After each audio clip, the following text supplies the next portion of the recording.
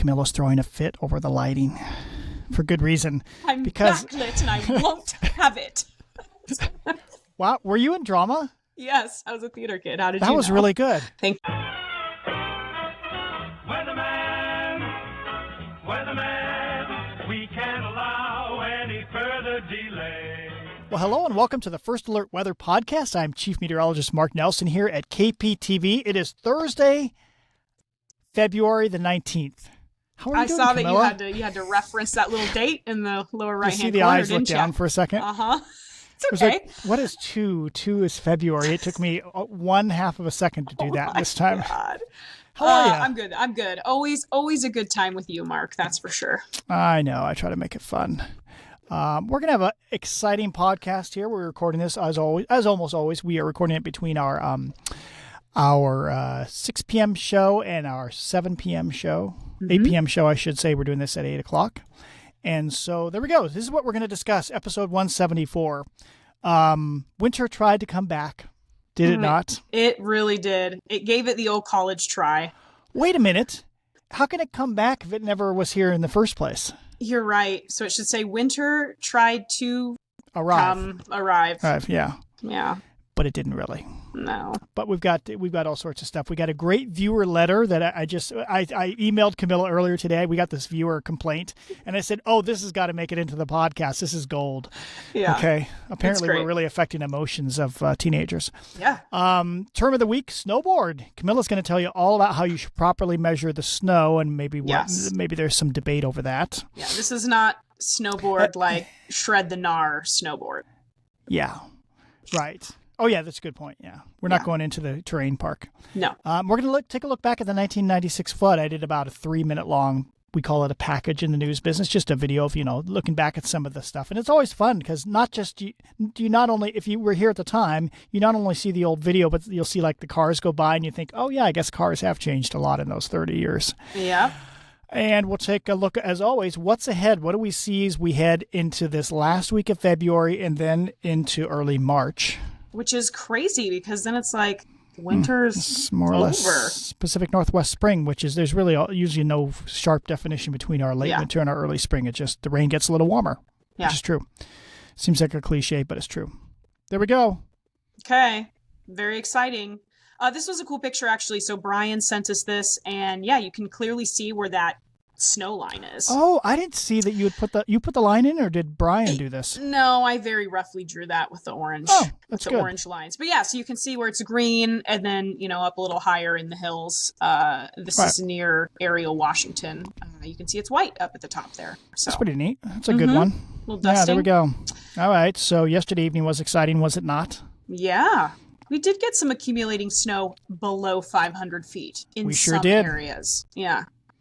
We were going to make, let's tell them about the term of the week, what we thought we might do, the Forest Grove effect. Oh, yeah. Yeah. And by the way, when you get a chance, I guess I could do it too, but just see if we're on Facebook right now. Because if you have questions on Facebook, if we are on Facebook, I'm talking to myself if we're not actually on Facebook. One time we did this and it didn't work out quite right. But if we are... I'll click over if you want to tackle... Yeah. So here's what happened. We had kind of a baby version of the Forest Grove effect, which is where cool air kind of pools up against the east slopes of the Coast Range. So even though, and there was heavy precipitation over the Coast Range, the big band of heavy precip was right over there. So we had, plenty of sticking snow down to, 300 feet and 400 feet. Gales Creek Road, about 400 feet. I think people there had 2 to 4 inches of snow. And just above that, like 6 inches of snow. Yeah. So there you go. So that was yesterday evening, Wednesday evening, the 18th. And this afternoon, this is what it looked like. You see the leftover snow. Yeah. So that was it. It really cleared out at Staley's Junction, huh? Yeah. Well, the temperature, they don't have a temperature on this one, but I'm sure the temperature was 40 or higher even out there. Yeah. Yeah. I was going to say that areas, this is another reason why we didn't do this much this week, but not to focus on exact elevations, especially in this showery pattern. Because I live at 1,000 feet on the other side of town, and earlier in this week, I had about as much as what you see there at Gales Creek, maybe a ½ inch one morning. But at 1,000 feet, I had nothing yesterday. Yet at 200 feet, there may have been an inch or two out there on the west side of town. Showers have to pass over you to get sticking snow. So right. Yep. And they could be heavier in some pockets than in others. I saw a forecast earlier this week on another TV station, and it had like each day of the week it had snow level 800 feet, snow level 1,200 feet, snow level 1,600 feet, snow level 18 or whatever. And I'm like, you can't do that every day. That doesn't work. That's super specific. Yeah. There we go. Okay, so then you ready for the big note? Yeah. So the nice, you put the frowny face on there, huh? Is that what that is? Yeah, it's a little frowny face. So what was it, like last fall? We decided to do a whole segment, a whole podcast on like viewer emails from the past. When people get really mean, or the funny ones, or which we do need to do one of those again soon. Yeah, we don't get too many. I mean, most people, well, not many people are emailing us. Usually, it's comments just here on Facebook. I mean, we could do a Facebook comment podcast any day, but this one came from. I've eliminated the whole name. I've eliminated where the person wrote from, other than it was a high school in our area. And the name is Coop. We'll just say Coop. Okay. Yeah. So labeled subject false weather predictions. I'm going to just read the highlights here. Hello, I'm emailing regarding the false weather predictions you guys have been making. It's always good when they say, I think I'm talking for a lot of people. Okay. Yeah. We're glad you're talking for others. So all week I'd been hoping for snow, especially last night. The weatherman/girl. So if it's a guy, it can be a man, apparently. But if it's a woman, oh no, she's only a girl. Just a girl. Any thoughts on that, Camilla? I'm just a girl. Yep. Said that there would be a good chance of snow at the beginning of the week. That has made my emotions for the snow go up and down constantly for the past week. It's an emotional roller coaster for Coop. Yeah. Don't think you guys should do that. These problems can really impact people's plans and emotions. Second time emotions was measured in the email. Was mentioned in the email. I think that's pretty interesting. I was really, let's just get to the crux of the matter. Next sentence. Coop, get to it.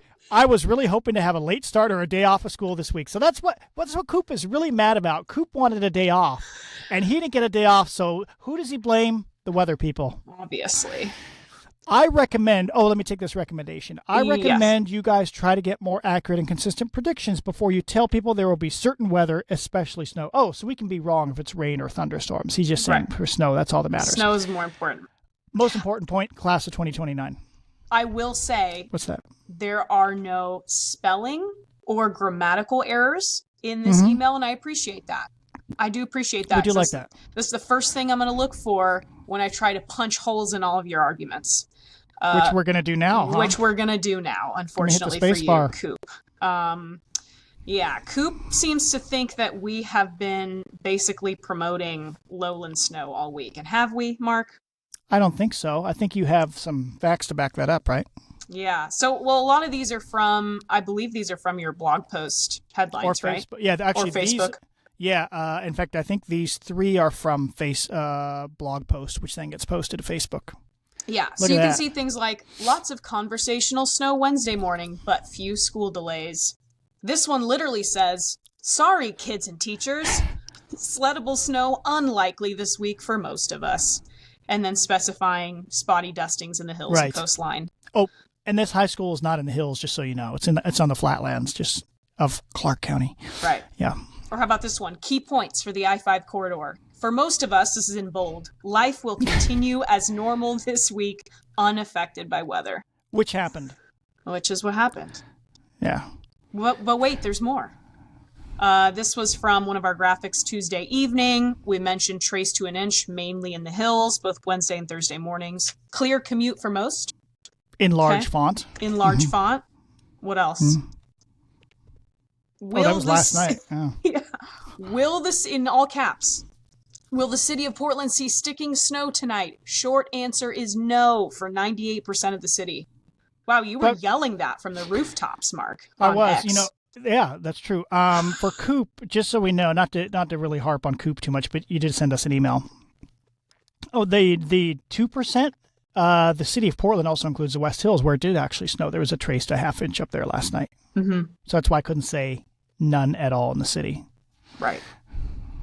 And this is just a screenshot from a blog post from the 15th. Okay. So a few days before. This was Sunday morning, I think I wrote this. Yeah. So already over the weekend, Mark is saying, underlined, I think it's unlikely Portland officially gets measurable snow at any point this week.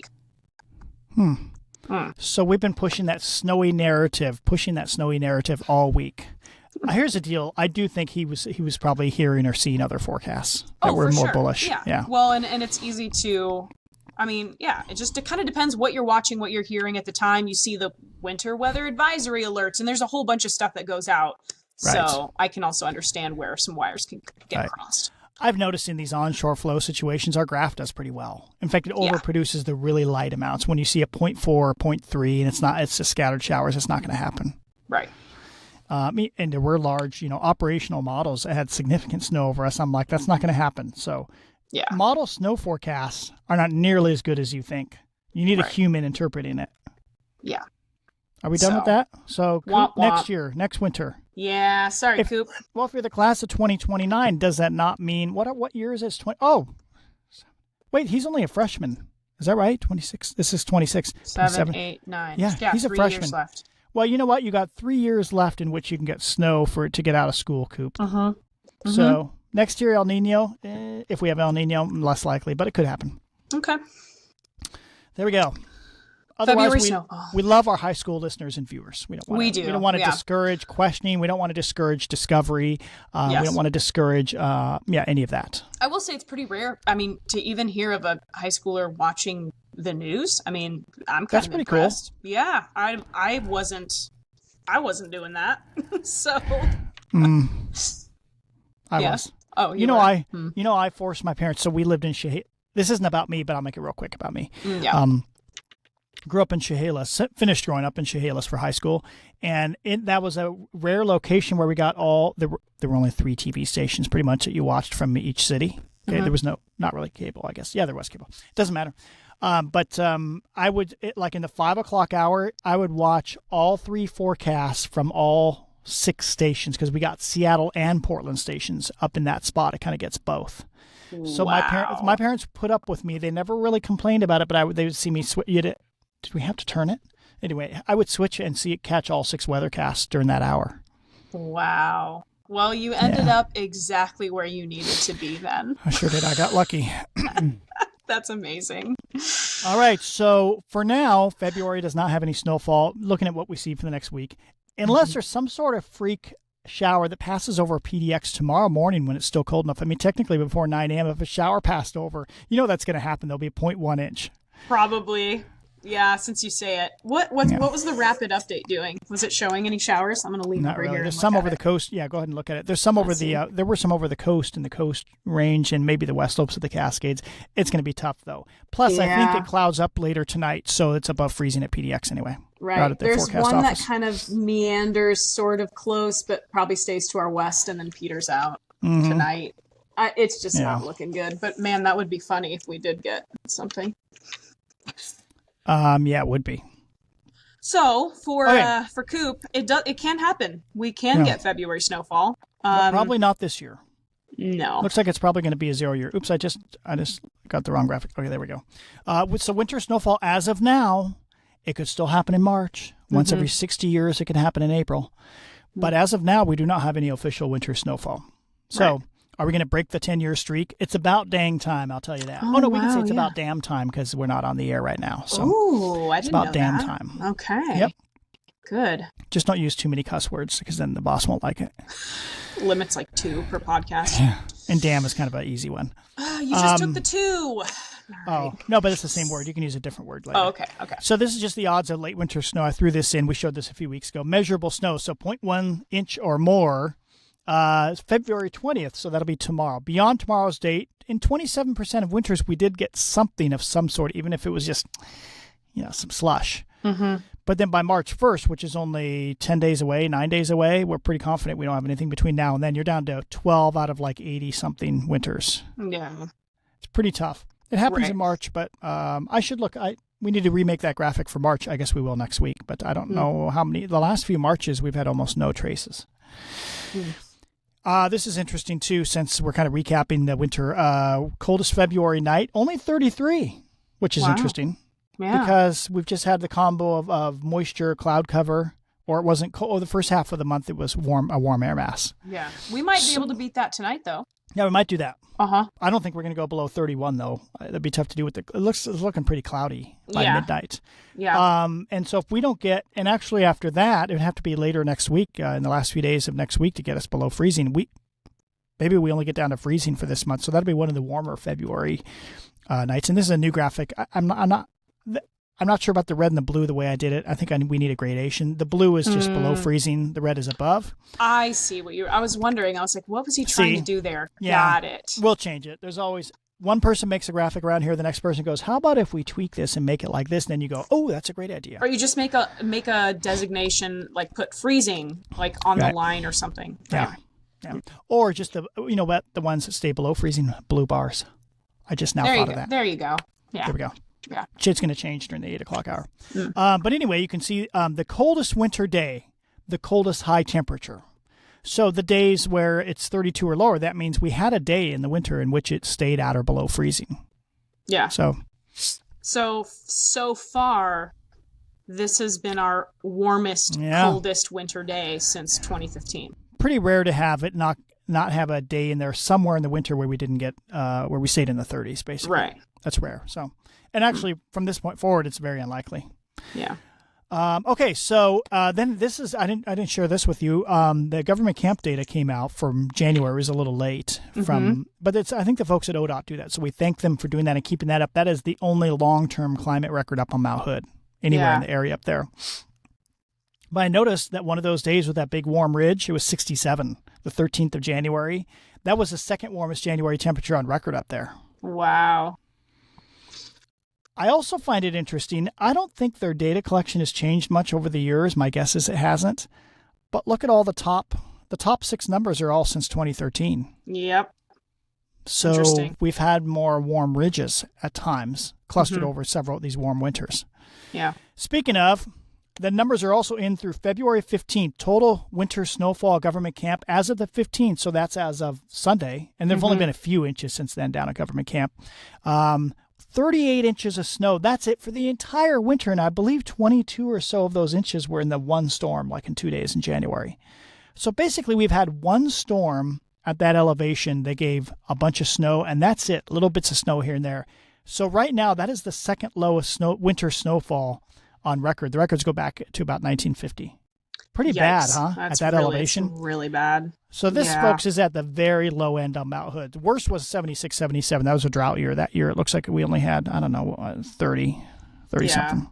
And if you wanted to go higher in elevation, I mean, I think that up at Timberline, there's like 59 inches of snowpack. That's depth. Yeah, I'm curious what Timberline has had on their website so far, but because they also do that. So. Yeah. So I did check here the latest SNOTEL numbers. Snow water equivalent across the state, still terrible, but not quite as terrible. They've come up 5 or 8%, I believe, from what we had a week or two ago.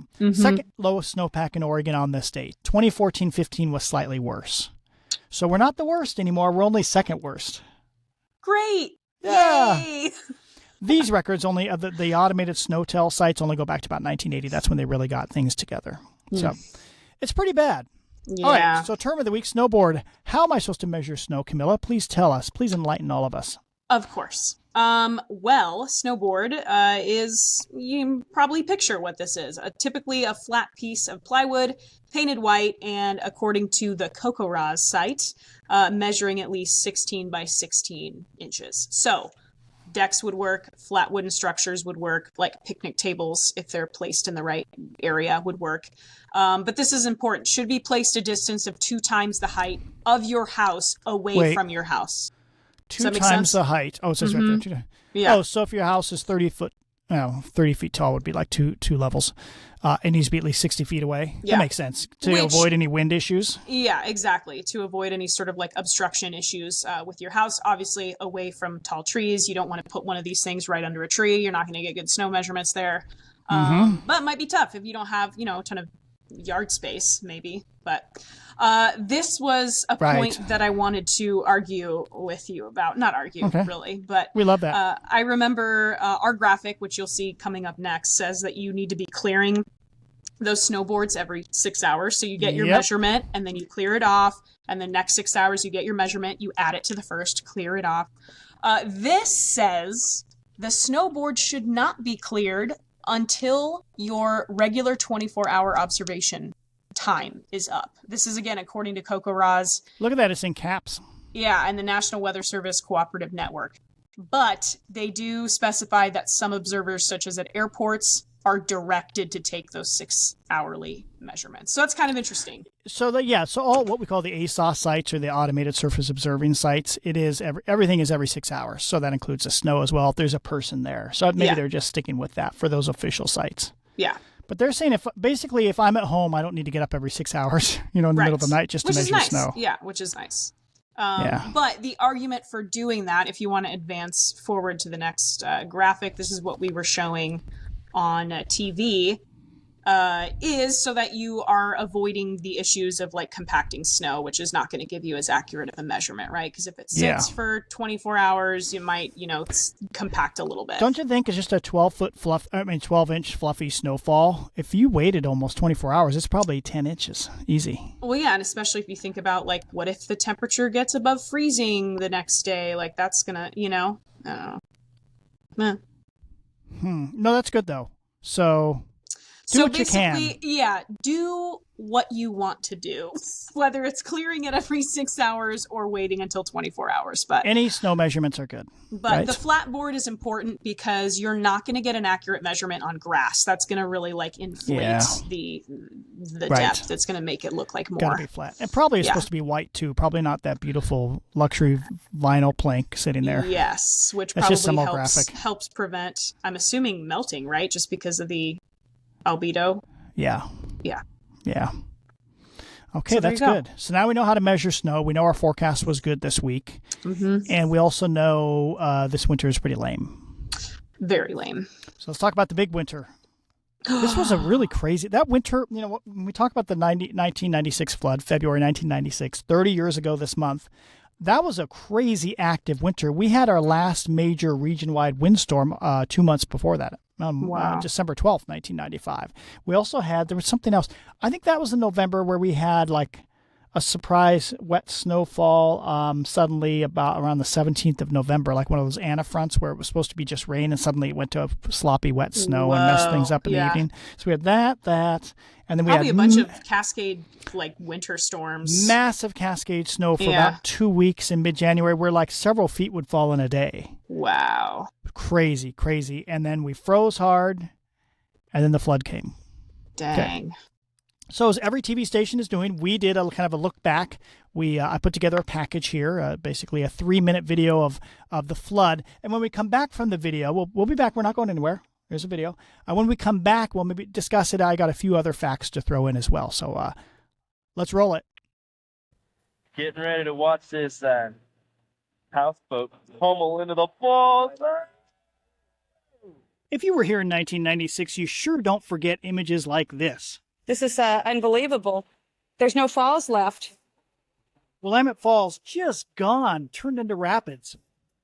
End of the Oregon Trail just submerged. All day long, city workers and volunteers have worked feverishly to reinforce the seawall. Hundreds of Portlanders came together to build an enormous wall, keeping the floodwaters out of downtown. Just getting everything out of here. Thousands left their homes. We don't know whether the water will be 6 inches deep or 12 inches or 24 inches deep in here. Everyone, including pets, tried to stay out of the water. For 4 days and nights, the rain fell.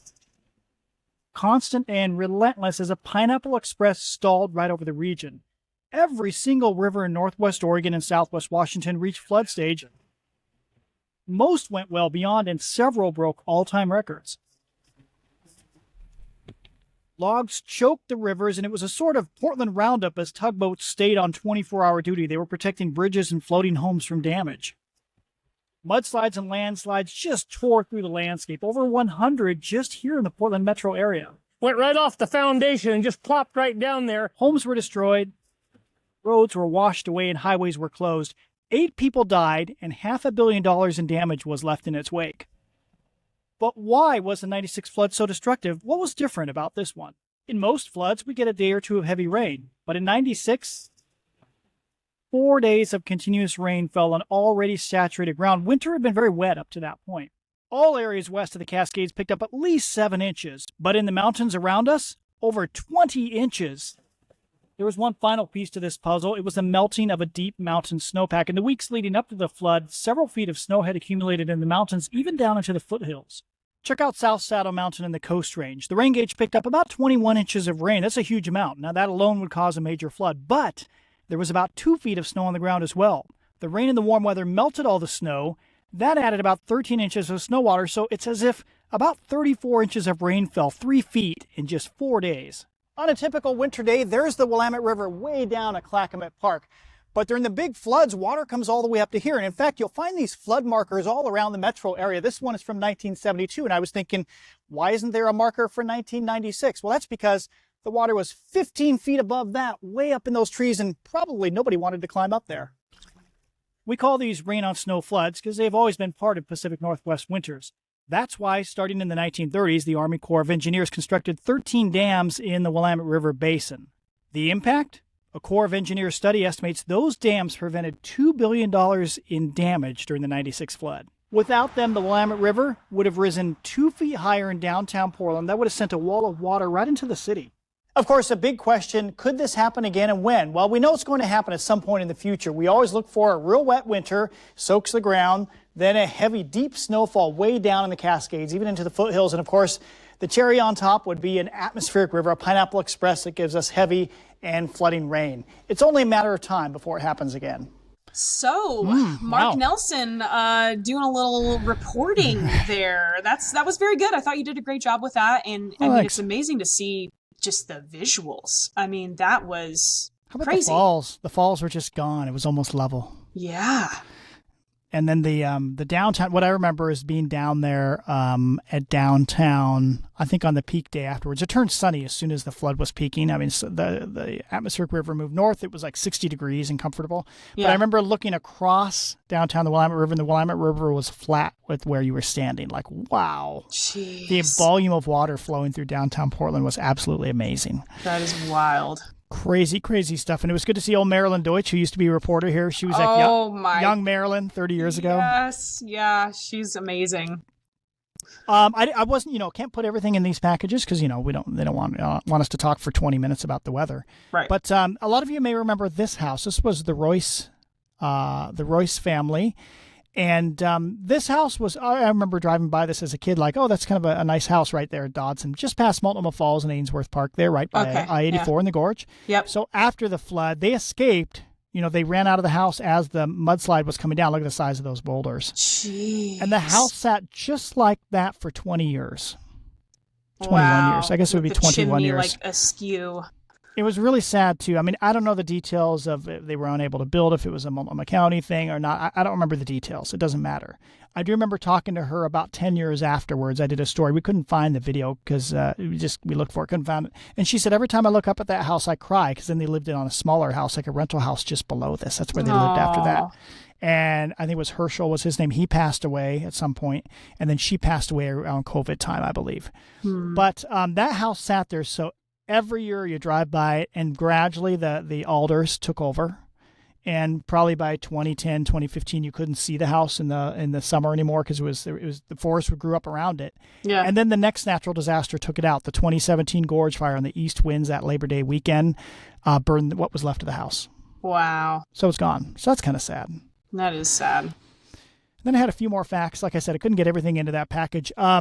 This is interesting. So, and this says we could have something similar happen again, not just for the reasons mentioned in that package, but also 77% of the Willamette River is, quote, this is what the Army Corps of Engineers, the terminology they use, it's managed above Eugene. From Eugene upriver, it's managed. So they have pretty good control, more or less, for Eugene. Yeah. Don't quote me exactly, like that's not a scientific statement, but I think that's the best way to say it. But as you go down the Willamette River, there are more and more creeks and rivers, small rivers coming in that are not dammed. Yeah. So that means once you get to Salem, 41% of the Willamette River is managed. And once you get to Portland, it's 27%, which means, 70-something percent is unmanaged. Which means if for some reason we had an atmospheric river sit, I suppose, directly over the northern Willamette Valley, that could cause pretty widespread flooding, and they wouldn't be able to control that much. Wow. Pretty interesting. Yeah. And I think, they estimate about $2 billion in damage was prevented by having those dams up there. Amazing. 1964 flood. I was going to get that into the story, but it was going to be way too long. 1964 was very similar, where we had it was the Christmas flood, they called it, because it was all frozen just before Christmas, and then all of a sudden warms up. Same thing, atmospheric river. Rain out, snow flood. Portland had almost a foot of snow on the ground when that one started, and then huge flood. Most rivers, it's 1964 flood was slightly higher. Not all, but most. Wow. Yeah. There you go. So it's going to happen again. Yeah. Yeah, there you go. But not this year. Nope, no problem this year. By the way, the chance for rain does slightly, ever so slightly, go down between mid-November, 3 months ago, to now. It does go down slightly. Yeah. But boy, it's still, we're in the wet season through March. Yeah. And in fact, our 7-day forecast looks like this. Quite damp. Yeah, there we go. Yeah. All right, so I decided visible satellite imagery is so early February. Let's do water vapor loops instead. And you can see it starts last night, goes through today, and you can see the little kind of low pressure spinning kind of falls apart as it moves down the coastline. That's what gave us the mixed rain and snow yesterday. Now it's over Nevada. And so in the upper part of the atmosphere, we have a cold upper level trough over the western USA, totally opposite of what we had, most of the winter. And that's where we are now. This cold trough is heading to the east. So you ready for the next one? Ready. We're recording this on Thursday evening. So by Saturday afternoon, so Thursday, just 2 days, a new trough develops offshore to the west, which then puts us in milder southwesterly flow. Yep. And in fact, when you look at this, you kind of go, ooh, that could be a pretty wet pattern, west-southwesterly flow in the upper atmosphere on Tuesday. Yeah, those gradients are pretty tight. Yeah, so this is going to give us a lot of rain. At first, it won't be that much rain over the weekend. Saturday, when we have the southerly flow like this overhead, it's not all that wet. But when you get to that west-southwest stuff, this is almost atmospheric river territory. And it'll be a weak atmospheric river on Monday. Yeah. So I think Monday is probably the wettest day. In the upper atmosphere, the trough is weakening and splitting apart. Notice it doesn't really move right in over us. It sits out there. And in fact, we go all the way to next Thursday. What was left of that trough, so a week from now, is out down here. But still kind of just sitting there. Yeah, so by next Thursday, we seem to be in a pattern. This seems to be the second half of next week. Pretty strong westerly flow. Yeah. So this should be wet at times, Thursday, Friday. But, we'll be between weather systems at times. Oops. But that's westerly flow, temps near normal. I decided to go all AI right here. We're using the Euro AI artificial. Oh, is this the ensemble? No, it is not. This one is the Euro AI. Yeah, on the right-hand side. So if we go all the way through Saturday the 7th, basically the next 2 weeks, looks like average or above average rainfall. Yep. Westerly flow. This is old, so we were going to skip this one. Here's the summer. It's never perfect, is it? Because we put these together when we're on the air. It'd be boring if it was perfect. No, that's no fun. Perfection is overrated. Yeah. So the summary of the next 2 weeks here, this is just the Euro ensemble temperature forecast. You can see after 3 more days of pretty cool air, the Saturday cool air, even though it's warming overhead, we're getting the chilly east wind. After that, we're back up to average. Low 50s is normal for this time of the year. Euro, sometimes the surface temperature runs a little cool, I've noticed. So low to mid 50s, most likely, as we wrap up February and go into early March. All right. And this is the ensemble average, so there'll be more up and down than what you probably see here, what you are seeing here. So typical wet, late winter and early spring weather. I say early spring because then we're getting into March. So there's our 7-day forecast. All right. So I do want to mention, let's talk about mountain snow because we have made a big deal of it's pretty bad. Yes. 850 millibar temps. Pass elevation is about 0 here, the 0 degree temperature. So 32 degrees up at about 5,000 feet. So you want to see the green, the blue line stay at or below the passes. And you do notice most of the time it's near the passes, maybe a little below, a little above. There's a lot more spread going on out here once we get to the first few days of March. So there'll probably be, like, if you take the actual operational run, there's some weak ridging. Look at that. We got a +7, +8 in here. This would imply maybe a day up near 60 if that was true, and then a little cooler. What you're not seeing is a whole bunch of -7s down here, which gets us close to snow. Right. Unlikely. Yeah. Yeah. So I mentioned this last week. Don't use, as we found in the last week, don't be using the snow charts for low elevation stuff, or use them very sparingly, but they'll work pretty well. This is for about 4,000 feet or so on Mount Hood, Euro ensemble snowfall accumulation forecast, and it worked pretty well last week. For last week, up to this point, it was showing about 20 inches. It was a little high. They really only got like 11 to 15 inches. Yeah, I was going to say, what you read on that sheet. Yeah. Yeah. 14-ish. It was a little high. And notice it's not going crazy with snow through next Wednesday, so this is the next 6 days. Maybe a foot and a half or so. Mm-hmm. And a little more. The solid line here is just the control run. The control run says no more than 30 inches the next 2 weeks, which I thought was interesting for such a wet pattern. It is. Maybe because at times for government camp it's a little warmish. Yeah. But that more of that southerly flow. I don't know. Well, it's just a little warmer westerly flow. So, you get into March and you need more cold troughs to keep it good chilly up there. So maybe my summary up there, maybe 2 feet in the next week. Okay. So that's better than what we've had recently. So yeah. I just think we'll start to see more snow up there. Yeah. Okay, it's time. I knew we'd have viewer photos after the snow, right? Oh, yeah. So we got lots of pretty winter wonderland type pictures submitted. So thank you to everyone who participated. This was taken in Hawkinson, Washington by Sunday. Thank you. Looks beautiful. Looks like, I would guess, at least an inch there, don't you think? Yeah, I think so. Yeah. This was up in the hills above Hawkinson, I presume, because down in Hawkinson it shouldn't have been in. That was pretty close to Coop. Oops, I shouldn't have said that. I did say Southwest Washington. Don't worry about it. Now we can identify. Oh, they're going to put it together. Sorry, Lawsuit. Coop. Don't sue us. End of my career. Oh, man. All right. What else do we have here? Let's see.